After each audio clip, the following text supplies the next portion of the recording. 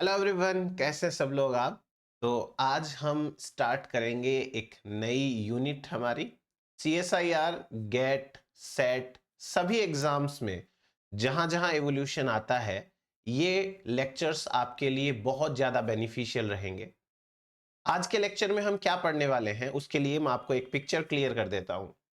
सबसे पहले हम डिस्कस करेंगे कि इवोल्यूशन आखिर होता क्या है, इवोल्यूशन किस तरीके से होता है, एक स्पीसीज के अंदर चेंजेस किस तरीके से आते हैं। देन उसके बाद में हम डिस्कस करेंगे माइक्रो एवोल्यूशन और मैक्रो एवोल्यूशन में क्या डिफरेंस है, micro evolution and macro evolution किस तरीके से हो सकते हैं, और हम कुछ सिंपल क्वेश्चंस जो एग्जाम के अंदर आ चुके हैं पहले से वो भी यहां पे डिस्कस करेंगे। देन हम नेक्स्ट लेक्चर के अंदर नेक्स्ट टॉपिक डिस्कस करेंगे। तो चलिए स्टार्ट करते हैं हमारे आज के लेक्चर की, और आज हम डिस्कस करने वाले हैं एवोल्यूशन का एक छोटा सा इंट्रोडक्शन। सो सबसे पहले सबसे बेसिक सा सवाल है, इवोल्यूशन आखिर होता क्या है। अगर आप सिंपल टर्म्स के अंदर बात करें तो एवोल्यूशन का मतलब होता है चेंजेस। इट मींस चेंजेस लाने हैं। कहां पे लाने हैं, कौन लाएगा, कैसे ये चेंजेस एक स्पीसीज को इवोल्व करेंगे, तो इन सब सवालों के जवाब आपको अभी मिल जाएंगे। देखिए, यहां पर जो चेंजेस है इवोल्यूशन के अंदर, उन चेंजेस का मतलब क्या है। मोर्फोलॉजी में चेंज, फिजियोलॉजी में चेंज, बॉडी के कलर में चेंज, नहीं, ऐसा कुछ नहीं है। यहां पर चेंजेस का मतलब होता है चेंजेस इन डीएनए। डीएनए के अंदर चेंज आना चाहिए। अब डीएनए में चेंज आएगा तो उसके दो रिजल्ट्स हो सकते हैं। क्या, या तो ये चेंजेस एक ऑर्गेनिज्म टॉलरेट कर पाएगा, या वो ऑर्गेनिज्म ऐसे चेंजेस को टॉलरेट नहीं कर पाएगा। अब पहला केस लेते हैं। मान लीजिए कि कोई ऑर्गेनिज्म है, उसमें चेंजेस हुए। कैसे हुए मैं भी थोड़ी देर में बताऊंगा आपको। हम बात कर रहे हैं एवोल्यूशन का क्या मतलब है। एवोल्यूशन का मतलब है चेंजेस। चेंजेस कहां पर, चेंजेस डीएनए के अंदर। अगर डीएनए में चेंजेस आ जाए तो दो पॉसिबिलिटीज है। कौन सी, या तो वो चेंजेस ऑर्गेनिज्म टॉलरेट कर पाएगा। अगर वो ऑर्गेनिज्म टॉलरेट कर पाएगा तो जिंदा बचेगा, जिंदा बचेगा तो रिप्रोडक्शन करेगा, रिप्रोडक्शन करेगा तो वो चेंजेस नेक्स्ट जनरेशन में पास करेगा। अगर नेक्स्ट जनरेशन में फिर चेंजेस आ जाए तो वो भी जिंदा रह के रिप्रोडक्शन करके उन चेंजेस को नेक्स्ट जनरेशन में पास कर देगी। बस यही तो है, next to next to next to next generation में चेंजेस पास होना। और जब ये बहुत सारे चेंजेस इकट्ठा हो जाते हैं तो हमें समझ में आता है कि अब तो एक नई स्पीसीज बन चुकी है। खैर, वापस आते हैं हमारे पॉइंट के ऊपर। डीएनए के अंदर जो चेंजेस हैं वो दो टाइप के हैं। वो चेंजेस जो टॉलरेट नहीं हो पाते, इन्हें कहते हैं डिलीटेरियस चेंजेस।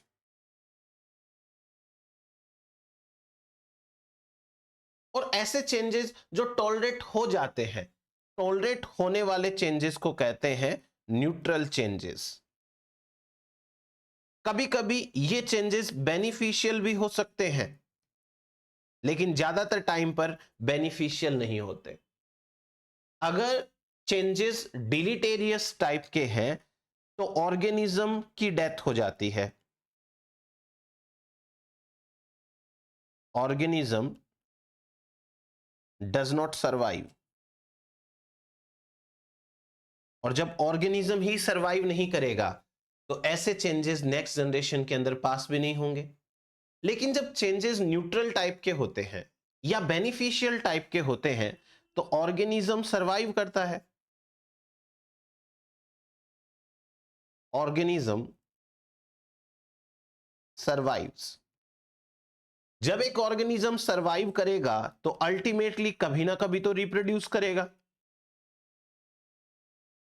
और अगर ये रिप्रोड्यूस करेगा तो चेंजेस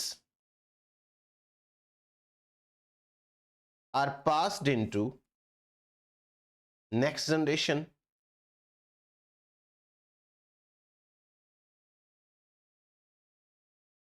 यही चीज आप मल्टीपल टाइम्स रिपीट करके देखिए तो आपको समझ में आएगा कि किस तरीके से एवोल्यूशन की प्रोसेस नेचर में चलती है। खैर, अभी हमारे सवाल का सही सही जवाब हमें मिला नहीं है, हम सिर्फ इंट्रोडक्शन की बात कर रहे हैं। अब आते हैं हम हमारे नेक्स्ट क्वेश्चन के ऊपर कि भाई एक बार एक ऑर्गेनिज्म में यदि चेंजेस आगे चले गए तो किस प्रकार वो ऑर्गेनिज्म उन चेंजेस को फेस कर पाता है। क्या ऑर्गेनिज्म को पता चलता है कि मेरे अंदर चेंजेस आ रहे हैं? बिल्कुल पता नहीं चलता। हम सब आज हमारे फिजिकल एनवायरनमेंट से इंटरेक्शन कर रहे हैं। फिजिकल एनवायरनमेंट के कारण हमारी बॉडी में कई सारे चेंजेस आ रहे हैं, बट हमें ये चीजें फील नहीं हो रही है। हमको लगता है सब कुछ नॉर्मल ही तो है, हमें ये लगता है कि हम एडजस्ट कर रहे हैं। बट टाइम के साथ में यही चेंजेस हैं वो एक्यूमुलेट होंगे, बड़े चेंजेस बनेंगे, तब जाके हो सकता है एक नई स्पीसीज भी बन जाए। खैर, स्पीसीज नई कैसे बनती है वो हम एक सेपरेट टॉपिक के अंदर समझेंगे। हम हमारे नेक्स्ट पॉइंट की बात करते हैं। एक छोटा सा पॉइंट लिखा हुआ है, ये पॉइंट इकोलॉजी का है। नेचर में कोई भी ऑर्गेनिज्म कहीं पर भी अकेला आइसोलेटेड तरीके से नहीं रहता। No organism can survive in isolated form in nature in anywhere. तो अब होता क्या है, every organism is surrounded at least by the physical environment. हर ऑर्गेनिज्म के चारों तरफ अपना फिजिकल एनवायरनमेंट तो होगा ही होगा। Physical environment in the sense the organism is surrounded by abiotic factors like temperature, like rainfall, like water, like right conditions, like soil conditions, etc. और ये बात भी सही है कि every organism is surrounded by some other organisms। क्यों? इसके लिए आपको इकोलॉजी का थोड़ा सा कॉन्सेप्ट है वो क्लियर करना पड़ेगा। देखिए, नेचर के अंदर हर ऑर्गेनिज्म किसी दूसरे ऑर्गेनिज्म का फूड होता है, तो हर ऑर्गेनिज्म अपने फूड के साथ तो इंटरेक्शन करेगा। अगर वो ऑर्गेनिज्म किसी का फूड नहीं है तो उसे दूसरा ऑर्गेनिज्म चाहिए एज फूड, तो वो किसी के साथ इंटरेक्शन करेगा। इस तरीके से हर ऑर्गेनिज्म दूसरे की प्रेजेंस में ही बेटर सरवाइव कर सकता है। तो यहां एक छोटी सी लाइन लिखी है, मैं आपको उस लाइन का मतलब समझाता हूं एंड देन हम आगे बढ़ते हैं इस टॉपिक में।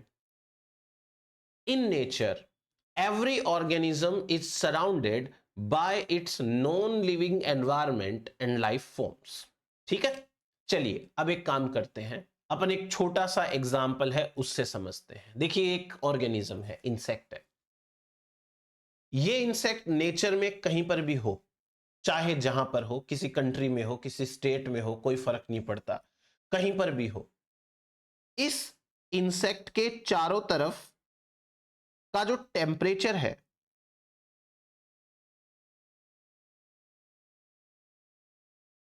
वो टेम्परेचर इसे अफेक्ट कर रहा है। टेम्परेचर इसके एंजाइम्स को अफेक्ट कर रहा है। कभी टेम्परेचर ज्यादा हो जाता है इसके एरिया में, कभी टेम्परेचर कम हो जाता है। तो ये ऑर्गेनिज्म है, टेम्परेचर के साथ एडजस्ट करने की कोशिश कर रहा है। ये ऑर्गेनिज्म कहीं पर भी है, इसके चारों तरफ कुछ लाइट कंडीशंस भी हैं। दिन में कितने आवर्स इसको लाइट मिलती है, उस लाइट की इंटेंसिटी क्या है, उस लाइट का ड्यूरेशन क्या है, ये सारे के सारे फैक्टर्स इसकी लाइफ को अफेक्ट करेंगे, इसकी बॉडी को अफेक्ट करेंगे। ये लाइट के अकॉर्डिंग एडजस्ट करता रहेगा। जहां पर ये रहता है वहां पर वाटर कंडीशंस कैसी हैं, इसको वाटर कब अवेलेबल होता है, कितना अवेलेबल होता है। जिस एरिया के अंदर ये रहता है कहीं उस एरिया में माइक्रोब्स तो नहीं है जो हो सकता है इसके ऊपर डिजीज कॉज करते हो सकता है वो इसके पैथोजेंस हो। तो ये एक ऑर्गेनिज्म दूसरे ऑर्गेनिज्म से भी सराउंडेड होगा। हो सकता है इस ऑर्गेनिज्म के चारों तरफ इसके प्रीडेटर्स हो, यानी कि इसको खाने वाले कोई दूसरे बर्ड्स हो सकते हैं, कोई लिजार्ड टाइप के ऑर्गेनिजम्स हो सकते हैं। हो सकता है इस ऑर्गेनिज्म के चारों तरफ ऐसे प्लांट्स हो जो इसकी लाइफ को बेटर सपोर्ट करते हैं, या ऐसे प्लांट्स हो जो इसकी लाइफ को बिल्कुल सपोर्ट नहीं करते। ऑल एंड ऑल कंडीशन ये है कि आप दिमाग में इमेजिन करिए, एक इंसेक्ट है आपके सामने है और आप समझ पा रहे हैं कि उस पे लाइट गिर रही है, वो टेम्परेचर फील कर रहा है, उसके आसपास पानी है, फिर हो सकता है कोई बर्ड बैठ के उसे देख रहा हो और ये बात उसे भी पता है कि मेरा प्रीडेटर मुझे देख रहा है। हो सकता है कि इसके आसपास माइक्रोब्स ज्यादा हैं, उसको डिजीज हो सकती है। अब जब एक ऑर्गेनिज्म इन सारी कंडीशन से घिरा हुआ होगा तो वो जिंदा बचने के लिए अपनी बॉडी के अंदर कुछ ना कुछ चेंजेस तो लाएगा। हावेवर ये चेंजेस इस इंसेक्ट के हाथ में नहीं है, ये अपनी मर्जी से चेंजेस नहीं ला सकता। जैसे आप समझिए कि टेम्परेचर है, ये टेम्परेचर लेट से आज की डेट में on an average 26 degree Celsius है, ठीक है। अब इस टेम्परेचर में जिंदा रहना है तो इसके पास ऐसे एंजाइम्स होने चाहिए जो 26 डिग्री सेल्सियस टेम्परेचर के ऊपर ऑप्टिमम काम करते हो, ऑप्टिमम एक्टिविटी करते हो, ठीक है। ये जिंदा है। अब क्या हुआ, ये एक इंसेक्ट अपने सराउंडिंग के साथ इंटरेक्शन करता है।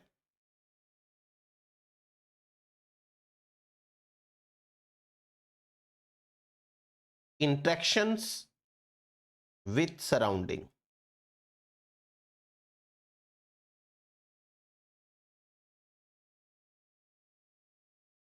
इंटरेक्शन कर रहा है सराउंडिंग के साथ में, और इंटरेक्शन करते करते इसने मान लीजिए रिप्रोड्यूस किया।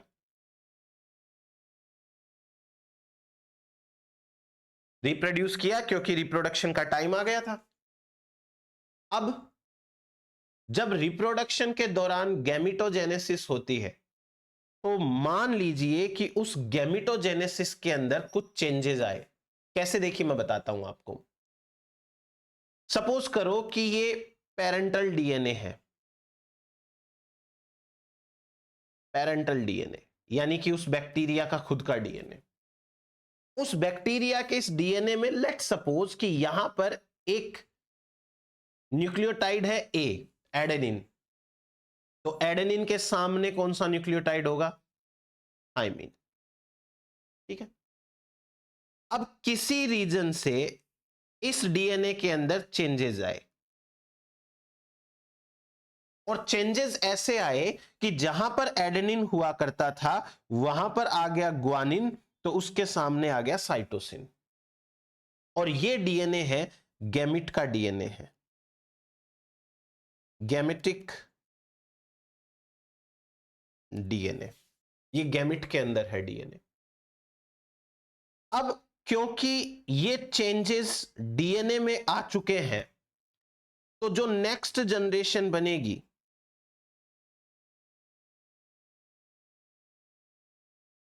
उस नेक्स्ट जनरेशन के अंदर ये चेंजेस जाएंगे कि नहीं जाएंगे, बिल्कुल जाएंगे। दो पॉसिबिलिटीज हो सकती है यहां पे कि या तो ये चेंज है वो बेनिफिशियल है, न्यूट्रल है, तब तो ऑर्गेनिज्म सरवाइव करेगा और ये चेंज नेक्स्ट जनरेशन में जाएंगे। और अगर ये चेंज डिलीटेरियस है तो फिर आगे तो बात ही नहीं चलेगी। अगर ये चेंज टॉलरेट करने लायक नहीं है तो फिर तो हमें आगे बात ही नहीं करनी है। तो हम तो ये मान के चल रहे हैं कि या तो ये चेंज बेनिफिशियल है या ये चेंज न्यूट्रल है एटलीस्ट, तो नेक्स्ट जनरेशन में पास होगा, चला गया ये नेक्स्ट जनरेशन में। अब ये नेक्स्ट जनरेशन है, फिर से रिप्रोड्यूस करेगी, रिप्रोड्यूस करेगी तो लेट सपोज कि और भी कोई ऐसे ही चेंजेस आए होंगे, कहीं कोई एक आधा न्यूक्लियोटाइड चेंज हो गया होगा और ऐसे चेंजेस के साथ में नेक्स्ट जनरेशन बन गई। लेट्स सपोज कि ये नेक्स्ट जनरेशन है, इसमें भी कोई ना कोई चेंजेस आए होंगे और उसके बाद फिर से नेक्स्ट जनरेशन बन गई। अब ऐसा हमेशा चलता रहेगा। ये इंसेक्ट जिस एनवायरनमेंट के अंदर रह रहा है उस एनवायरनमेंट में रहेगा, रिप्रोडक्शन करेगा, इसके प्रोजेनी भी उसी एनवायरनमेंट को फेस करेंगे, उनके अकॉर्डिंग चेंज करेंगे, उनमें भी चेंजेस आएंगे, वो प्रोजेनी बड़े होंगे, वो रिप्रोडक्शन करेंगे, तो उनके जो प्रोजेनी बनेंगे उनको भी एक एनवायरनमेंट मिलेगा जिसमें वो खुद को एडजस्ट करने की कोशिश करेंगे। ऐसा करते करते ये इंसेक्ट की बहुत सारी जनरेशंस निकल जाती हैं, बन जाती हैं। लेट सपोज कि मैं आपको कहता हूं आफ्टर 500 ईयर्स,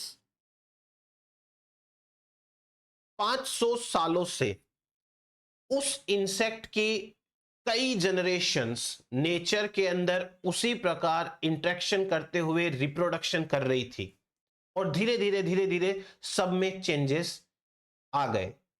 सब में चेंजेस आने के बाद में मान लो मैं ये कहता हूं कि nth जनरेशन बन गई, उसकी nth जनरेशन बन चुकी है। आज की डेट में टेम्परेचर है वो 32 डिग्री सेल्सियस हो गया। आज की डेट में लाइट कंडीशंस है वो थोड़ी ज्यादा हो गई। आज की डेट में वाटर कंडीशंस है वो थोड़ी कम हो गई। आज की डेट में कुछ नए माइक्रोब्स आने लग गए और ये सारी कंडीशन 500 सालों के बाद की ये कंडीशन उस इंसेक्ट की जनरेशंस को अफेक्ट कर रही है और पता चलता है कि ये इंसेक्ट्स सरवाइव कर रहे हैं। अब जरा सोचिए 500 साल पहले उस इंसेक्ट के जो एंसेस्टर्स हैं वो 26 डिग्री सेल्सियस टेम्परेचर फील कर रहे थे। आज ये डिसेंडेंट्स 32 डिग्री सेल्सियस टेम्परेचर जो है वो फेस कर रहे हैं। 500 साल पहले कुछ अलग टाइप के माइक्रोब्स थे और आज कुछ अलग टाइप के माइक्रोब्स हैं, पर ये ऑर्गेनिज्म भी जिंदा है, वो ऑर्गेनिज्म भी जिंदा है। अब थोड़ा सा दिमाग लगाइए आप, ऐसा तो पॉसिबल है नहीं कि 500 साल पहले जो डीएनए था उसी डीएनए के साथ ये सरवाइव कर रहे हैं। नहीं, वो डीएनए 26 डिग्री सेल्सियस टेम्परेचर के अकॉर्डिंग सही था।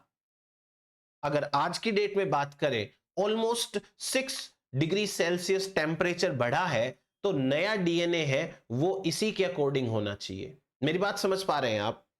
वो जो पुराने ऑर्गेनिजम्स थे वो उसी एनवायरनमेंट के अकॉर्डिंग सरवाइव कर रहे थे, वही लाइट कंडीशन, वही टेम्परेचर कंडीशन, वही सराउंडिंग के माइक्रोब्स, दूसरे ऑर्गेनिजम्स। ये वाले ऑर्गेनिज्म आज की कंडीशन के अकॉर्डिंग सरवाइव कर रहे हैं, तो पुराने डीएनए के साथ तो आज सरवाइव नहीं किया जा सकता ना। यही फ्यूचर में भी होने वाला है। हम सबके अंदर चेंजेस आ रहे हैं but we are not aware of it. हमें नहीं लग रहा कि हमारे अंदर चेंज आ रहे हैं, हमको लग रहा सब ठीक है, पर इसका पता फ्यूचर में चलेगा जब बहुत ज्यादा चेंजेस आ चुके होंगे। हम कहेंगे कि ये इंसेक्ट्स हैं वो इवॉल्व हो चुके हैं क्योंकि इनके अंदर डीएनए में परमानेंटेड चेंजेस आ चुके हैं। अब ये परमानेंट चेंज कोई 1 महीने 2 महीने 1 साल में नहीं आए हैं, आपके सामने है ये चीज।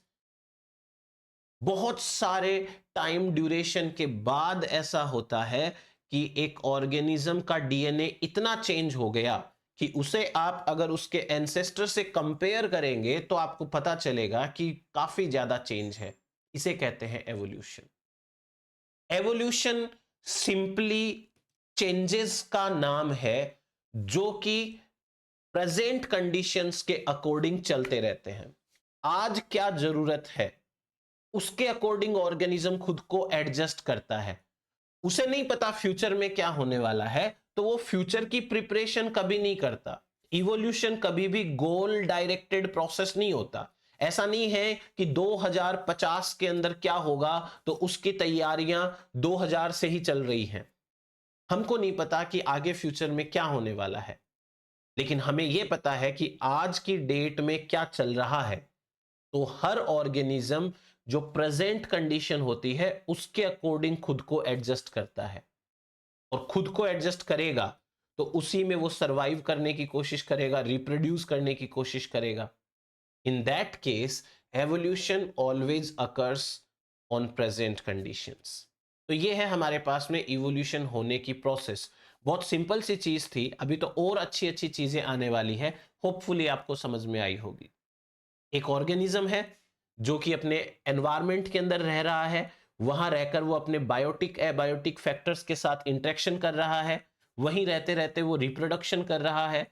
उस दौरान मियोसिस होती है, गैमेटोजेनेसिस होता है, तो उसके डीएनए में चेंजेस आ सकते हैं। वो चेंजेस अगर टॉलरेट करने लायक हैं तो आगे पास होंगे, नहीं टॉलरेट करने लायक हैं तो नहीं पास होंगे। ये है एवोल्यूशन का बेसिक सा कॉन्सेप्ट। चलिए अब आगे अपन बात करते हैं कुछ और सिंपल पॉइंट्स के बारे में। जैसे देखिए डेफिनेशन दे रखी है। डेफिनेशन क्या है कि evolution is the gradual. Gradual का मतलब होता है स्लो, ग्रेजुअल का मतलब होता है टाइम टेकिंग।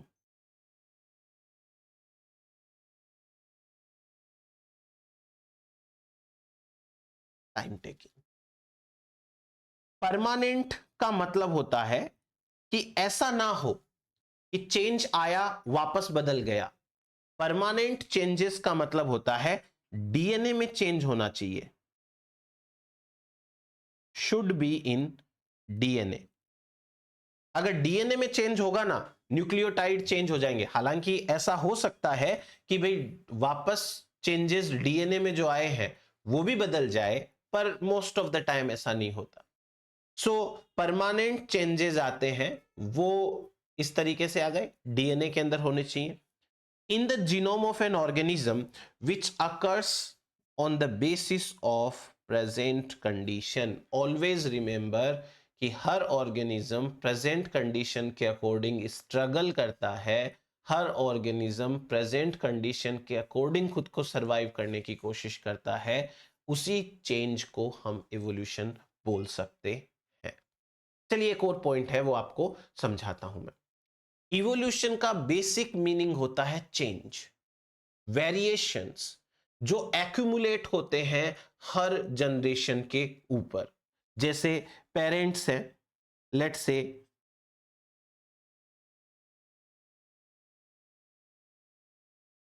जनरेशन 1 है, इसको आप सेकेंड जनरेशन से कंपेयर करिए, इसको आप थर्ड जनरेशन से कंपेयर करिए, इसको आप फोर्थ जनरेशन से कंपेयर करिए, इसको आप फिफ्थ से कंपेयर करिए, इसको आप सिक्स्थ से कंपेयर करिए, and last suppose seventh generation है। अगर मैं आपसे कहूं कि इस जनरेशन में जब चेंजेस आ रहे थे तो इस जनरेशन में एक चेंज आया, एक चेंज आ गया, तो जनरेशन 1 एंड जनरेशन 2 एक चेंज के लिए डिफर करती है एक दूसरे से। जब जनरेशन 2 रिप्रोड्यूस कर रही थी तो उसमें एक नया चेंज आया, और अब जनरेशन 3 के पास दो चेंज हो गए हैं, एक तो जो पहले है, एक जो बाद में है। और ऐसा करते करते यदि आप seventh generation and first generation को कंपेयर करेंगे तो आपको समझ में आएगा कि काफी ज्यादा चेंजेस हैं यहां पे। ये होता है variations that accumulate at generation level. हर जनरेशन के ऊपर वेरिएशंस है वो एक्यूमुलेट होते हैं। नेक्स्ट टू दिस एक छोटी सी बात और कर लेते हैं।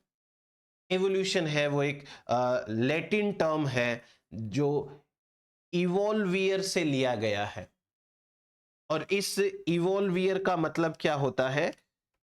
टू अनफोल्ड और अनरोल, मतलब खोलना, किसी चीज को एक्सपोज करना, कोई जो छिपा हुआ है सीक्रेट उसको एक्सपोज करना, इसे कहते हैं एवोल्यूशन, इवॉल्वियर। तो टाइम के साथ साथ जब चेंजेस आते रहते हैं तो नई नई चीजें पता चलती रहती हैं, दैट इज एवोल्यूशन। अब एवोल्यूशन का सबसे बढ़िया स्टडी कब हो पाएगी? जब हम फॉसिल्स को कंपेयर करेंगे। किसी भी ह्यूमन बीइंग की लाइफ इतनी लंबी तो है नहीं कि वो हजारों सालों से खुद जिंदा है और उसने खुद ने देखा है हजारों सालों में क्या क्या चेंजेस आए हैं। तो हमारे पास में सबसे बेस्ट क्या है? Fossil records. अगर हमको फॉसिल्स मिल जाते हैं तो हम फॉसिल्स को कंपेयर करते हैं प्रेजेंट डे ऑर्गेनिजम्स के साथ में। हम उन्हीं फॉसिल्स को दूसरे फॉसिल्स से कंपेयर करते हैं। हम जब फॉसिल रिकॉर्ड्स की स्टडी करते हैं तो हमें कुछ आइडिया मिलते हैं।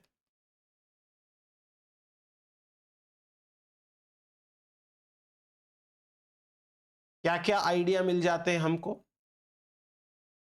हमें एनवायरमेंटल कंडीशन का कुछ आइडिया मिलता है। उस समय एनवायरमेंटल कंडीशन कैसी रही होगी, थोड़ा आइडिया मिलता है, ज्यादा नहीं मिल पाता। हमें फॉसिल्स से यह पता चल जाता है कि ये ऑर्गेनिज्म कौन से ऑर्गेनिज्म के कितना क्लोज है, कितना उससे दूर है, डिस्टिंक्ट है। हमको यह पता चल जाता है कि टाइम कितना लगा उसको इवॉल्व होने में, कितना पुराना वो फॉसिल है। तो उससे पता लग जाता है कि नए चेंजेस आने में कितना टाइम लगा है। इवोल्यूशन का एक हल्का फुल्का आइडिया मिल जाता है हमें फॉसिल रिकॉर्ड्स का स्टडी करके। हम फॉसिल रिकॉर्ड को कंपेयर कर सकते हैं लिविंग के साथ में भी और जो नहीं जिंदा है उनके साथ में भी। तो ये तो हो गई बात हमारी इवोल्यूशन के एक छोटे से इंट्रोडक्शन के बारे में। अब आपको मैं एक सिंपल चीज बताता हूं। हमने कहा कि इवोल्यूशन का बेसिक मतलब होता है चेंजेस, राइट? बट चेंजेस किन के अंदर आने चाहिए? चेंजेस लाने के लिए कुछ इंपॉर्टेंट रीजंस होते हैं। हम एक एक रीजन को कंपेयर करेंगे, उसके बारे में बात करेंगे। Evolution means changes in the genome that are the permanent changes in the genome. और वो चेंजेस आने के पीछे कुछ रीजंस हैं। जैसे रीजन नंबर 1, रिकॉम्बिनेशन। रिकॉम्बिनेशन एक ऐसा इवेंट है जो गैमिट फॉर्मेशन के दौरान मियोसिस 1 की प्रोफेज 1 में होता है। क्लियर है? Recombination occurs at prophase 1 during gametogenesis. Recombination is the exchange of DNA segments between homologous chromosomes, the non-sister chromatids of homologous chromosomes। ये बात पता है आपको? तो रिकॉम्बिनेशन क्या होता है वो बताने की जरूरत नहीं है, बट रिकॉम्बिनेशन से चेंजेस आते हैं। जिस क्रोमोसोम के ऊपर पहले ए जीन था, कैपिटल ए था, हो सकता है उस पर स्मॉल ए आ जाए। तो ऐसे करके जो चेंजेस आते हैं वो रिकॉम्बिनेशन के कारण हो गए। दूसरा रीजन क्या हो सकता है चेंज आने का? Arrangement of chromosomes at metaphase plate. ये बहुत इंपॉर्टेंट बात है। आप ऐसे समझिए, जैसे ये एक क्रोमोसोम नंबर 1 है और इसके सामने इसका होमोलोगस क्रोमोसोम नंबर 1 है। मेटाफेज 1 में होमोलोगस क्रोमोसोम्स की पेयरिंग हो रखी होती है, वो तो प्रोफेज में ही हो जाती है बेसिकली, सिनेप्सिस के दौरान सिनेप्स बनते हैं। अब इसके नीचे दूसरा कौन सा क्रोमोसोम होगा? वो कौन से पेरेंट की ओरिजिन का होगा? कभी कभी जैसे ये पेरेंटल ओरिजिन का है, फादर की साइड से आया हुआ, और लेट्स से कि ये मदर की साइड से आया वो है। ये क्रोमोसोम नंबर 2 है। एक तो अरेंजमेंट ये हो गया, और मैं लेट सपोज कि यहां पर भी ये बना देता हूं। जो ब्लू कलर से क्रोमोसोम बनाया मैंने वो मदर साइड से आया, और जो रेड कलर से बनाया मैंने वो फादर की साइड से आया। तो सपोज करिए कि एक अरेंजमेंट तो ये हो गया। दूसरा अरेंजमेंट ऐसा भी हो सकता है कि ये है लेट से फादर की साइड से आने वाला क्रोमोसोम, एंड ये है लेट से मदर की साइड से आने वाला क्रोमोसोम। अब दूसरा जो पेयर है वो ऐसे अरेंज हो जाए, रेड के नीचे ब्लू कलर का क्रोमोसोम। अगर रेड क्रोमोसोम के नीचे ब्लू क्रोमोसोम आ गया तो आप समझिए क्या होने वाला है। अगर पहला अरेंजमेंट होगा तो ये दोनों क्रोमोसोम एक सेल में जाएंगे और ये दोनों क्रोमोसोम एक सेल में जाएंगे। फिर उसके बाद जब गैमिट्स बनेंगे तो गैमिट बनने के दौरान भी रेड रेड कलर के जो क्रोमेटिड्स हैं वो एक गैमिट में जाएंगे, ब्लू ब्लू है वो एक गैमिट में जाएंगे। और दूसरे टाइप का अरेंजमेंट यदि हुआ तो ये दोनों क्रोमोसोम एक सेल में जाएंगे, ये दोनों क्रोमोसोम्स एक सेल में जाएंगे। ये है अरेंजमेंट, और ये अरेंजमेंट बहुत इंपॉर्टेंट है, बहुत क्रूशियल है ये कि क्रोमोसोम्स का अरेंजमेंट मेटाफेजिक प्लेट पे किस प्रकार हो रहा है, क्योंकि इस अरेंजमेंट से गैमिट्स का जीनोटाइप क्या होगा वो डिसाइड हो जाता है। यदि मैं आपसे कहूं कि इसके ऊपर कैपिटल ए है, इसके ऊपर कैपिटल बी है, इसके ऊपर लेट से स्मॉल ए है, इसके ऊपर स्मॉल बी है, तो आप सोचिए गैमिट में क्या पहुंचेगा। इधर की साइड वाले दोनों क्रोमोसोम एक सेल में जाएंगे, फिर उनके क्रोमेटिड्स गैमिट्स में जाएंगे, तो कैपिटल ए के साथ कैपिटल बी ही पहुंचेगा। और यदि मैं यहां कैपिटल ए लिख के, यहां स्मॉल ए लिख के, यहां स्मॉल बी लिख के, यहां कैपिटल बी लिखूं, तो अब आप सोचिए कि गैमिट्स में क्या जाएगा। So arrangement is always very important step. तीसरा देखिए, इंडिपेंडेंट असॉर्टमेंट। जब क्रोमोसोम्स का अरेंजमेंट हो जाता है और एनाफेज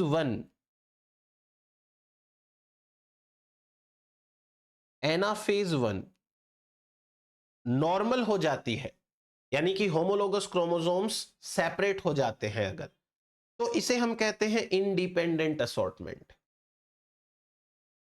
क्रोमोसोम्स इंडिपेंडेंटली दूसरे क्रोमोसोम्स के साथ सेग्रीगेट हो जाते हैं, इसके कारण भी चेंजेस आते हैं। अब मान लो ऊपर के दो इवेंट्स हो गए पर क्रोमोसोम्स का सेपरेशन नहीं हुआ प्रॉपर, तो चेंजेस आएंगे, उल्टा गड़बड़ हो जाएगी।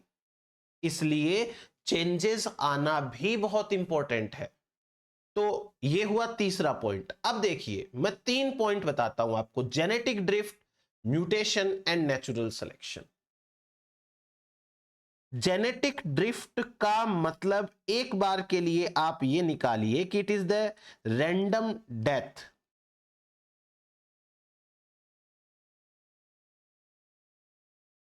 रैंडम डेथ है, किसी की भी डेथ हो जाएगी।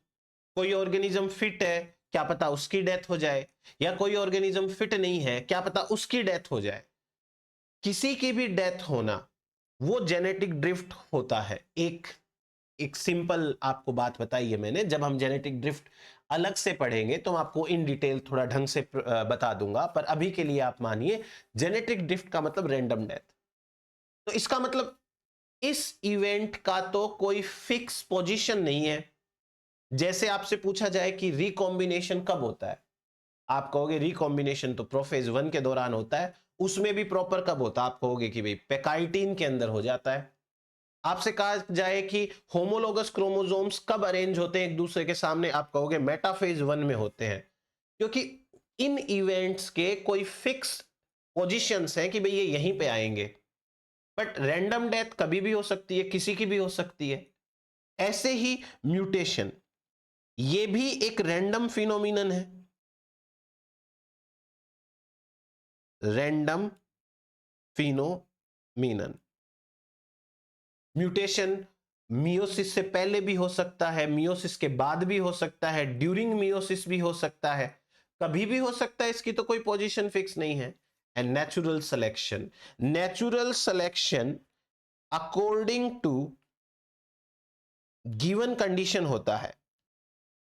इसका मतलब आज कौन चाहिए, आज की डेट में कौन चाहिए, उसका सिलेक्शन होगा। आज जो बेटर है हो सकता है फ्यूचर में वो सबसे वर्स हो, पर इस बात से कोई फर्क नहीं पड़ता। आज की डेट में जो बेटर है उसका सिलेक्शन, उसे सरवाइव करने का मौका मिलेगा, इसे कहते हैं नेचुरल सिलेक्शन। नेचुरल सिलेक्शन का मतलब क्या होता है कि आज बहुत सारे ऑर्गेनिज्म हैं, उन सारे ऑर्गेनिजम्स में से कुछ ऑर्गेनिज्म बेटर हैं, वो जिंदा रह गए, बस ये नेचुरल सिलेक्शन है। अब हो सकता है अगली कंडीशन में वो सबसे खराब हो, पर एक बार के लिए तो नेचुरल सिलेक्शन ऑपरेट हो चुका है। नाउ टोटल 6 इवेंट्स है, there are 6 events which are responsible for the changes in the genome. इनमें से 3 इवेंट्स ऐसे हैं जिनकी फिक्स पोजीशन होती है, जिनका एक फिक्स स्टेज होता है, ऊपर के 3, और नीचे के जो 3 है ना, इनकी फिक्स पोजीशन नहीं होती, ये कभी भी हो सकते हैं। इन तीनों ही इवेंट्स के लिए कोई भी फिक्स स्टेज नहीं है, और जब फिक्स स्टेज नहीं है तो इन्हें कहा जाता है अल्टीमेट कॉज ऑफ चेंज। ये अल्टीमेट कॉज है चेंज के लिए। कैसे? देखिए, मान लीजिए कि रिकॉम्बिनेशन हो गया, चेंजेस आ गए। अब रिकॉम्बिनेशन के बाद म्यूटेशन हो जाए तो मेन चेंज किसके कारण आया? म्यूटेशन के कारण आया। गैमिट्स बन चुके हैं, गैमिट्स का फ्यूजन हो गया है, सब कुछ हो चुका। अब जाइगोट जब अपने क्लीवेज स्टेज में है तब म्यूटेशन हो गया, पहले तो चेंज नहीं था, बाद में चेंज आ गया। सो जो इवेंट का कोई फिक्स पोजीशन नहीं होता है, अल्टीमेट कॉज वही माना जाता है। अगर ऑप्शन के अंदर इन 3 में से कोई है तो वो अल्टीमेट कॉज होगा। म्यूटेशन हो गया, उसके बाद नेचुरल सिलेक्शन लग जाए तो, म्यूटेशन हो गया उसके बाद रैंडम डेथ हो जाए तो, या रैंडम डेथ होने के बाद जो जिंदा बचे हैं उनमें वापस म्यूटेशन हो जाए तो। इसलिए ये जो 3 पॉइंट्स है ना नीचे के, इनका कोई फिक्स पोजीशन नहीं है। तो अल्टीमेट तो ये रीजन होते हैं चेंजेस लाने के लिए, बाकी ऊपर के जो 3 है वो भी इंपॉर्टेंट और मेजर रीजंस ही हैं। ऐसा नहीं है कि वो कम इंपॉर्टेंट है, ये 3 नीचे वाले ज्यादा इंपॉर्टेंट है, सारे के सारे ऑलमोस्ट इक्वली इंपॉर्टेंट है, क्योंकि चेंजेस तो इन सबके कारण आता है, और चेंजेस हर ऑर्गेनिज्म के अंदर आता है। इसलिए ये 6 रीजंस आपको याद रखने हैं। ठीक है, चलिए नेक्स्ट बात करते हैं अपन। According to taxonomy, Carolus Linnaeus एक बहुत बड़े वैज्ञानिक रहे हैं अपनी सदी के, और आज भी उनको हम जानते हैं। कैरोलस लीनियस ने टेक्सोनोमी के फील्ड में बहुत अच्छा काम किया है, रिमार्केबल काम किया है। बट इन्होंने एक बात कही थी जो बहुत ज्यादा सही नहीं है। टेक्सोनोमी क्या कहती है? टेक्सोनोमी कहती है कि during the course of time species are static, यानी कि जो स्पीसीज होती हैं वो फिक्स होती हैं, जितने चेंजेस आ गए बस उतने ही रहेंगे, अब और कोई चेंज नहीं आया। एक बार जो स्पीसीज बन गई है, उस स्पीसीज के अंदर जो चेंजेस हैं उतने ही रहेंगे। लेट सपोज कि कोई एक कंप्यूटर है, उसको असेंबल करवाया, और उस समय जो सॉफ्टवेयर डाले उसमें वो सॉफ्टवेयर कभी अपडेट नहीं होंगे, वो सॉफ्टवेयर वैसे ही रहेंगे। पर आप भी समझते हो ऐसा नहीं है, टाइम टू टाइम अपडेट होने की जरूरत तो पड़ेगी, वरना तो वो मशीन हैंग हो जाएगी, मशीन काम नहीं करेगी। उसी प्रकार एक स्पीसीज को टाइम टू टाइम इवॉल्व होना पड़ेगा। अगर वो species time to time evolve नहीं होती है तो वो स्पीसीज नेचर से एक्सटिंक्ट हो सकती है। बहुत कम ऐसे एग्जाम्पल हैं जिन्हें हम लिविंग फॉसिल्स कहते हैं। लिविंग फॉसिल्स आज भी बहुत लंबे समय के बाद वैसे के वैसे जिंदा बने हुए हैं, बट ऐसे एग्जाम्पल बहुत ज्यादा नहीं है। तो अकॉर्डिंग टू टेक्सोनोमी,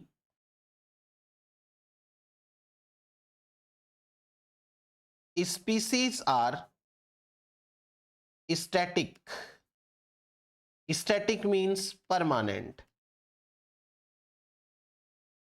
या यहां पर क्या कहना चाहते हैं ये, नॉट इवॉल्विंग। इनका कहने का तो मतलब यही है।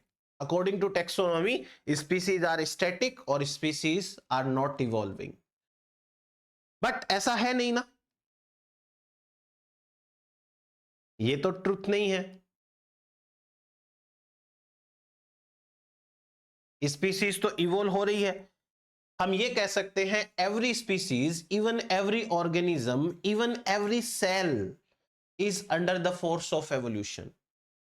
हर एक सेल, हर एक ऑर्गेनिज्म, हर एक ऑर्गन, हर स्पीसीज इवोल्यूशन फोर्स के अंडर ही है। Every organism,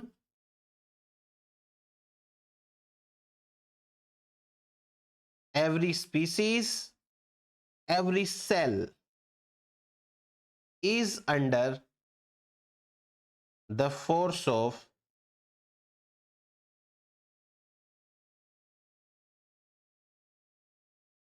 evolution। हर एक ऑर्गेनिज्म, हर स्पीसीज जो है वो एवोल्यूशनरी फोर्स के अंडर ही रहती है। तो चेंजेस किसी में भी आ सकते हैं, कभी भी आ सकते हैं, ध्यान रखना। तो ये टेक्सोनोमी की एक बात है, आप जरूर याद रखें। अब हम डिस्कस करते हैं नेक्स्ट हमारा types of evolution. Types of evolution में हम बात करेंगे दो टाइप्स की, micro evolution and macro evolution. एक एक करके बात कर लें इनके बारे में।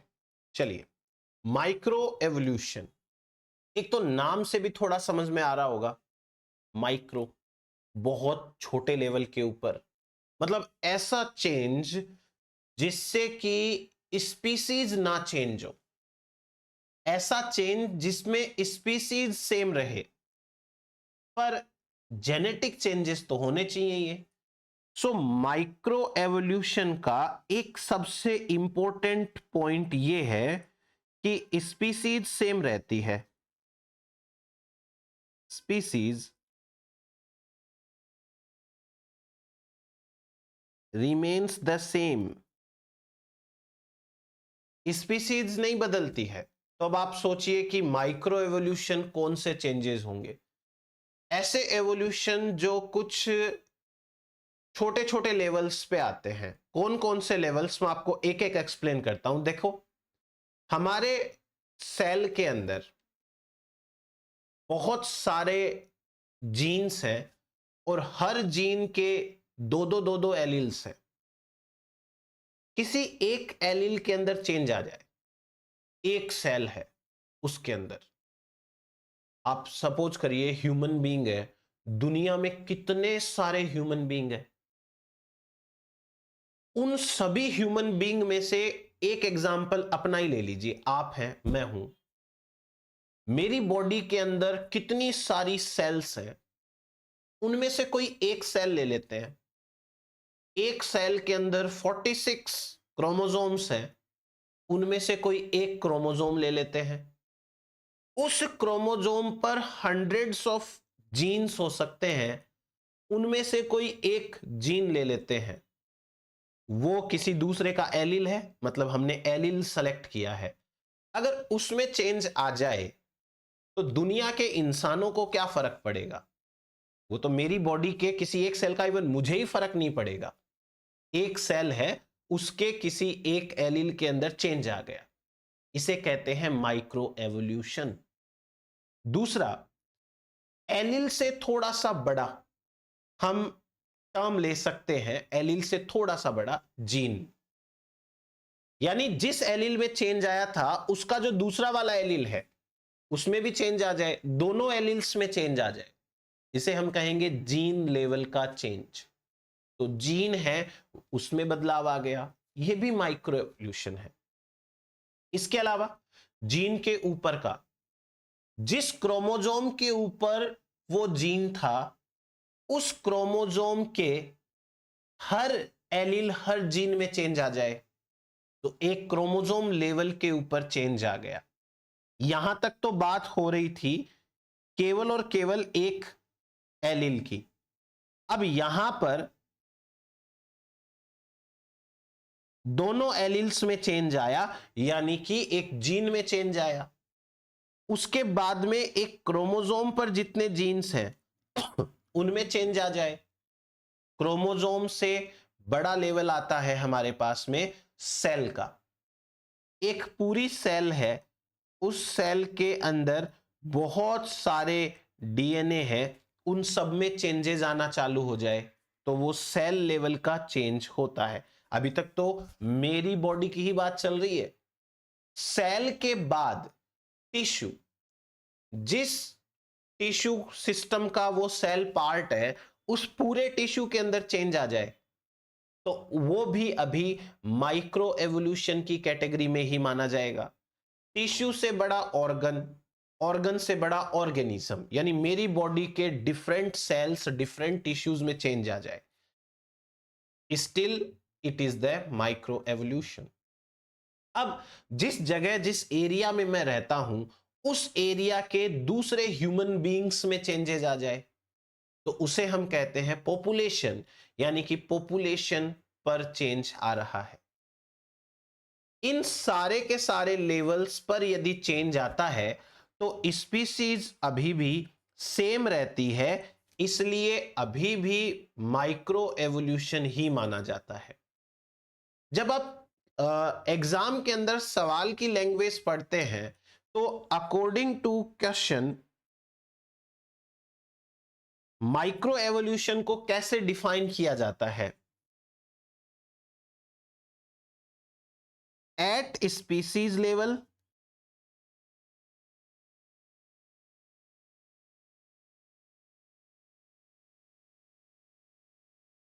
और बिलो पॉपुलेशन।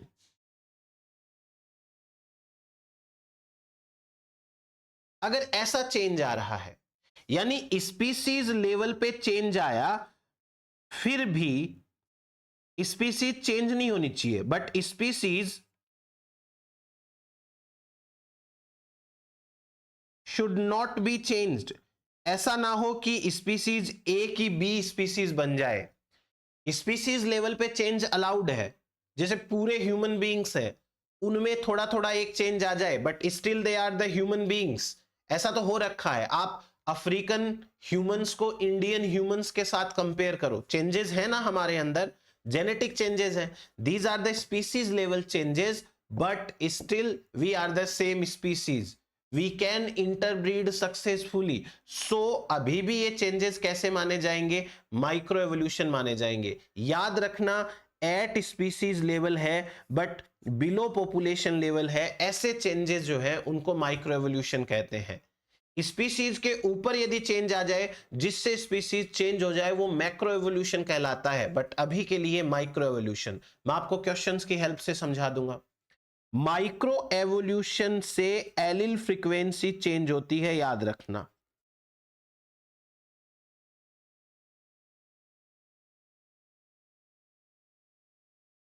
एलिल फ्रीक्वेंसी जो है वो चेंज हो जाती है। इन इवोल्यूशन को माइक्रो एवोल्यूशन कहते हैं। देखो, माइक्रो एवोल्यूशन के पीछे 4 रीजन है। म्यूटेशन हो जाए एक सेल में, एक एलिल में, एक जीन में, एक क्रोमोसोम में, एक ऑर्गेनिज्म में, एक पॉपुलेशन में, या कोई सिलेक्शन लग जाए। सिलेक्शन लगने से क्या फायदा होगा? सिलेक्शन से उसी ऑर्गेनिज्म, उसी पॉपुलेशन में से कुछ ऑर्गेनिजम्स को सेलेक्ट किया जाएगा। तो अभी तो सिलेक्शन लगा है, ये माइक्रो एवोल्यूशन का एक कारण है। दूसरा, जीन फ्लो, यहां के इंसान इस जगह को छोड़कर दूसरी जगह चले जाए, ये भी माइक्रो एवोल्यूशन है, क्योंकि वो जिस पॉपुलेशन में जाएंगे वहां की एलिल फ्रीक्वेंसी में बदलाव लाएंगे। ये माइक्रो एवोल्यूशन है। अभी भी स्पीसीज सेम है। जेनेटिक ड्रिफ्ट, रैंडम डेथ हो जाए। रैंडम डेथ होने से नई स्पीसीज नहीं बनी। अभी 1000 लोगों में से 900 लोगों की डेथ हो गई, 100 लोग जिंदा बच गए, सेम है ना अभी भी स्पीसीज। तो इसे भी हम क्या मानते हैं? माइक्रो एवोल्यूशन मानते हैं। माइक्रो एवोल्यूशन के पीछे 4 इंपॉर्टेंट रीजंस होते हैं। पहला रीजन है म्यूटेशन, दूसरा है सिलेक्शन, तीसरा जीन फ्लो, और चौथा जेनेटिक ड्रिफ्ट। इसके साथ आपको एक और लाइन याद रखनी चाहिए, और वो ये है कि माइक्रो एवोल्यूशन ऐसी एक प्रोसेस का नाम है जो विद इन स्पीसीज होती है, मतलब स्पीसीज के अंदर ही होती है। ऐसी प्रोसेस जिसमें स्पीसीज चेंज नहीं होती है, स्पीसीज वही रहती है। तो विद इन स्पीसीज जो चेंजेस आते हैं, that are known as micro evolution. अब हम कुछ सिंपल क्वेश्चंस जो आए हुए हैं, ये CSIR नेट के क्वेश्चंस हैं जो आ रखे हैं, अपन वो डिस्कस करते हैं। जैसे पहला सवाल दे रखा है, smallest unit which can evolve is. तो मुझे उम्मीद है कि इस सवाल का जवाब आप आसानी से दे सकते हैं। ऐसी कौन सी छोटी यूनिट है जिसमें चेंजेस आ सकते हैं, जो इवॉल्व हो सकती है? Individual, species, population, gene. तो मेरे ख्याल से जीन आंसर सबसे ज्यादा बेस्ट है। क्यों? क्योंकि जीन डीएनए है और डीएनए में चेंज आते हैं, सो जीन करेक्ट आंसर हो जाएगा। ठीक है, बाकी के ऑप्शंस तो बहुत ज्यादा ऊंचे लेवल्स हो गए हैं। नेक्स्ट देखिए, change in allele frequency at species और बिलो स्पीसीज। देखो, बिलो स्पीसीज ले लिया ना, इसका मतलब ये मैक्रो नहीं हो सकते। एट स्पीसीज और बिलो स्पीसीज, ये दोनों सेम है। इन्हें क्या कहेंगे? इन्हें कहेंगे माइक्रो एवोल्यूशन। साइलेंट एवोल्यूशन अलग प्रोसेस है, मेगा एंड मैक्रो एवोल्यूशन अलग प्रोसेस है। ऐसे चेंजेस जो एलिल फ्रीक्वेंसी में आते हैं, तो आपको यह भी याद रखना है कि micro evolution leads to change in allele frequency. ये हुआ हमारे पास में एक और सवाल। अगला एक और सवाल देखते हैं। यह सवाल दिसंबर 2013 के अंदर आया था और ये एक स्टार मार्क्ड क्वेश्चन है, क्योंकि इसका कोई आंसर सही नहीं है, ऑप्शंस वैसे नहीं है। देखो क्या पूछ रखा है इन्होंने। इन्होंने पूछा है कि micro evolution is the term used for changes in allele frequency. आपको यहां से लेके यहां तक एक पॉइंट भी मिल रहा है, आप अपने नोट्स में लिख लेना ये ऐसा का ऐसा पॉइंट कि micro evolution is the term used for change in allele frequency. Allele frequency को चेंज करने के लिए जो टर्म इस्तेमाल होता है वो माइक्रो इवोल्यूशन है। दैट अकर ओवर टाइम, जो टाइम के साथ लगता है। फिर पूछा है, ये चार ऑप्शंस दे दिए आपको और कंडीशंस हैं ये चार, और फिर पूछा है which of the following combinations is not appropriate, सही नहीं है, रिगार्डिंग व्हाट? Micro evolution. एक एक कंडीशन पढ़ लें अपन। पहला, micro evolution with in A population at species level. ये तो बात गलत है। With in A population at species level. अगर आप टेक्सोनॉमिकल हायरार्की की बात करते हैं तो जीनस बड़ा टर्म है, जीनस बड़ा लेवल है। जीनस से छोटा होता है स्पीसीज और स्पीसीज से छोटी होती है पॉपुलेशन। तो आप एक बार पढ़ के देखिए क्या कहना चाहता है ये पहला ऑप्शन। पहला ऑप्शन कह रहा है कि with in A population at species level, population में स्पीसीज लेवल पर। ये तो पॉसिबल नहीं है ना। स्पीसीज में पॉपुलेशन लेवल पर ऐसा हो तब तो समझ में आता है कि सारी स्पीसीज है उसकी एक छोटी सी पॉपुलेशन में एवोल्यूशन हो गया। पर पॉपुलेशन में स्पीसीज लेवल पर, यानी इंडिया की पॉपुलेशन में म्यूटेशन हो और वर्ल्ड की जो ह्यूमन स्पीसीज है वो चेंज हो जाए, ऐसा नहीं हो सकता। नेक्स्ट देखिए, within a community at genus level. Community and genus, ये तो मैक्रो एवोल्यूशन के एग्जाम्पल है। मैक्रो एवोल्यूशन, तो ये भी नहीं होगा। Due to appearance of new gene infections, नए जीन्स के इन्फेक्शंस के कारण हो सकता है। और चौथा है due to mutation, natural selection, flow and genetic drift. ये तो हमने कहा ही था, ये तो माइक्रो एवोल्यूशन है। माइक्रो एवोल्यूशन, ठीक है। एक नया जीन ही तो बना है, ये भी माइक्रो एवोल्यूशन है। तो सी एंड डी है वो तो माइक्रो एवोल्यूशन के एग्जाम्पल हो गए, और ए है वो कोई ढंग का स्टेटमेंट ही नहीं है, सरासर गलत बात है। और बी जो है वो मैक्रो एवोल्यूशन की बात है। तो यहां पर तो देखो ऐसा कोई ऑप्शन है नहीं जहां ए एंड बी हो। तो इसका करेक्ट आंसर कौन सा आएगा?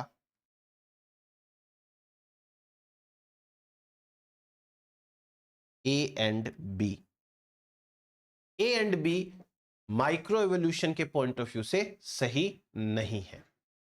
एक और सवाल, which one of the following does not contribute to micro evolutionary changes?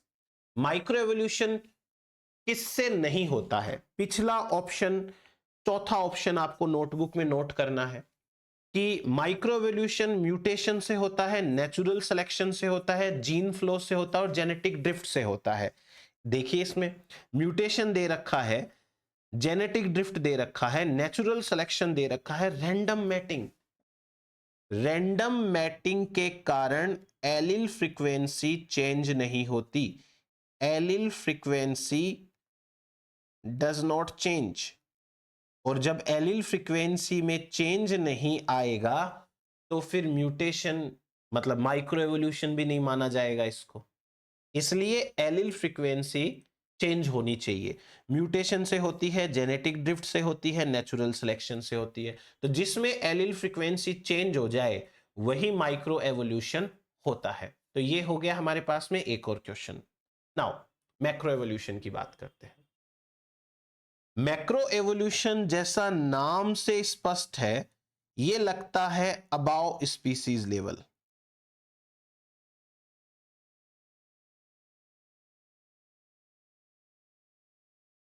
Species के लेवल के ऊपर का लेवल हो तो वो मैक्रो एवोल्यूशन होता है। मैक्रो एवोल्यूशन के कारण स्पीसीज चेंज हो जाती है।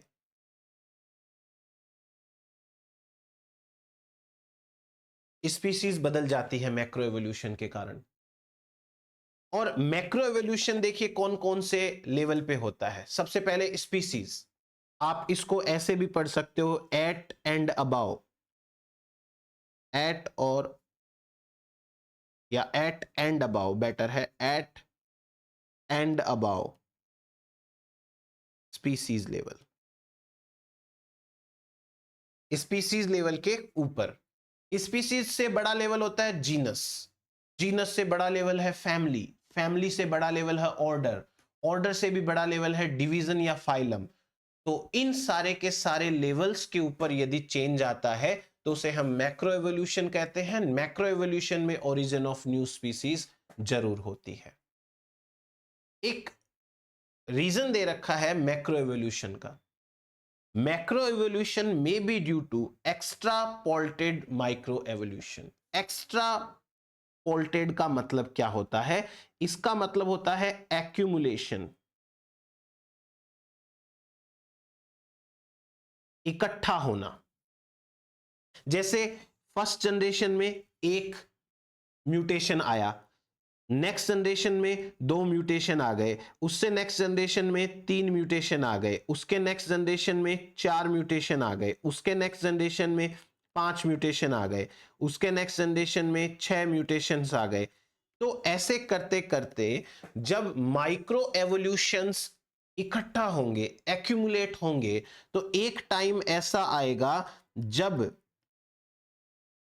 इस कंडीशन में और इस कंडीशन में दिन रात का अंतर आ जाता है। When micro evolutions accumulate, they could give rise to macro evolution. छोटे छोटे माइक्रो एवोल्यूशन ही तो मैक्रो एवोल्यूशन बनते हैं। आप जरूर याद रखें ये चीज को, ऐसा कभी पॉसिबल नहीं है कि एक स्पीसीज में अचानक से हजारों चेंजेस एक साथ आ जाए। चेंजेस आने के लिए टाइम लगेगा, चेंजेस आने के लिए एक एक चेंज को एक्यूमुलेट होना पड़ेगा। जहां पर कोई ऐसा चेंज आया जो डिलीटेरियस है तो उसके पीछे जितने चेंजेस आए थे वो सारे खत्म हो जाएंगे। जैसे सपोज करो 10 म्यूटेशन हुए और एक पॉपुलेशन के कुछ मेंबर्स हैं उनमें 10 म्यूटेशंस हैं, तब तक सही चल रहा था।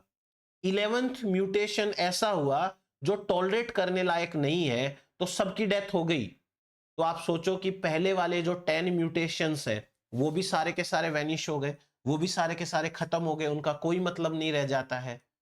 सो माइक्रो एवोल्यूशन है, उसमें चेंजेस आते हैं तो मैक्रो एवोल्यूशन बनता है। हर चेंज टॉलरेट करने लायक होना चाहिए वरना तो एवोल्यूशन नहीं हो पाएगा। तो ये वाली लाइन आप जरूर याद रखें। अब मैं आपको एक छोटी सी चीज बताता हूं। हमारे पास में हायर टेक्सा कैसे इवॉल्व होते हैं उसका एक थ्योरेटिकल प्रोसेस है, थ्योरेटिकल है, ठीक है। कैसे नए टेक्सा, नए स्पीसीज, नया जीनस बनता है, उसके पीछे दो प्रोसेस है। पहला पहली प्रोसेस है accumulation of micro evolution over long time periods. हजारों सालों से थोड़े थोड़े थोड़े थोड़े चेंजेस आते रहे, एक्यूमुलेट होते रहे, तो उनसे अचानक से एक नया चेंज आता है, मतलब नई स्पीसीज बन जाती है। जैसे रेप्टाइल से मैमल्स कैसे बने, यहां पर एंसेस्ट्रल पॉपुलेशन है। अब इस एंसेस्ट्रल पॉपुलेशन में चेंजेस आए, इतने चेंजेस आए कि एक नया ब्रांच निकला और नए ब्रांच से कोई नए ऑर्गेनिज्म बने होंगे। बाकी वो चेंजेस दूसरे तरफ एक्यूमुलेट होते गए, फिर से कुछ नई डायरेक्शन में स्पीसीज बनी। वो और एक्यूमुलेशन होता गया माइक्रो एवोल्यूशन का, और चलते चलते चलते चलते यहां पर आकर के मैमल्स का एवोल्यूशन हुआ। तो रेप्टाइल से मैमल्स बनने तक एक्स्ट्रापोलेटेड माइक्रो एवोल्यूशन देखने को मिलता है। यहां से लेकर के यहां तक क्या हुआ है, accumulation of माइक्रो एवोल्यूशन, ठीक है ये चीज। अब उसके बाद में दूसरा देखिए, ए distinct process that does not operate in micro evolution. कोई ऐसी प्रोसेस हो जाए जो माइक्रो एवोल्यूशन में ना होती हो। अब ये क्या प्रोसेस हो सकती है वो नहीं पता, बस थ्योरेटिकली बात चल रही है। जैसे रेप्टाइल्स से यहां तक तो माइक्रो एवोल्यूशन एक्यूमुलेट हो रहे थे, पर अब ये अचानक से कौन सी प्रोसेस है उसका नहीं पता। व्हाट इज दिस, और मैमल्स बन गए हैं। ये दो पॉसिबिलिटीज हैं जो कि ओरिजिन ऑफ न्यू स्पीसीज या ओरिजिन ऑफ न्यू टेक्सा के लिए रेस्पॉन्सिबल हो सकती है। पहला accumulation of micro evolution, and दूसरा other process than micro evolution. Clear हुआ आपको ये? तो ये micro evolution and macro evolution के बारे में सारी की सारी हमारी बातें हो चुकी हैं। एक ऑर्गेनिज्म किस तरीके से नेचुरल अपने एनवायरनमेंट को फेस करता है, स्ट्रगल करता है, उसमें चेंजेस आते हैं, पर उसको खुद को नहीं पता चलता कि मेरे अंदर चेंजेस आ चुके हैं। एंड देन फाइनली इतने सारे चेंजेस आ चुके होते हैं कि अब नई स्पीसीज बनने की नौबत आ जाती है। तो आज के हमारे लेक्चर के अंदर हम इतना ही डिस्कस करेंगे। आप अपने फ्रेंड्स के साथ में जरूर शेयर कीजिए। ये एवोल्यूशनरी जो सीरीज चली है अपनी, बहुत बेनिफिशियल होने वाली है। CSIR नेट हो चाहे गेट हो, कोई भी एग्जाम हो, आप सब लोगों के साथ में शेयर करिए अच्छे से। चलिए मिलते हैं नेक्स्ट लेक्चर में। Thank you.